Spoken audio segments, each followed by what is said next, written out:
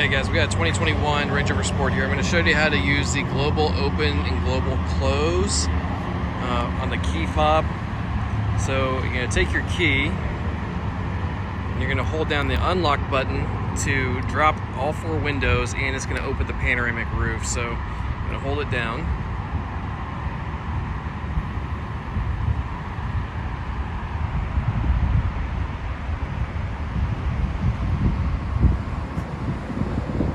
There you go. Opens the windows and doors. Now, to get that to go up and close, you're gonna lock it, and then you're gonna hold your finger on the little indentation there to lock the doors, and then they're gonna start to go up. It's gonna close the pano roof. So keep holding it until it closes all the way. There you go. That's it.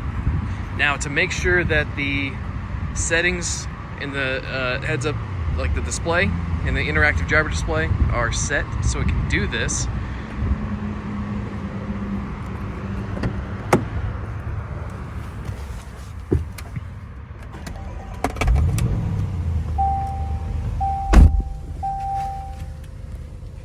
we're going to click on the, well, here, let's clear this, right? Alright, so now we're going to click on menu, and we're going to go to vehicle settings. So there's vehicle settings.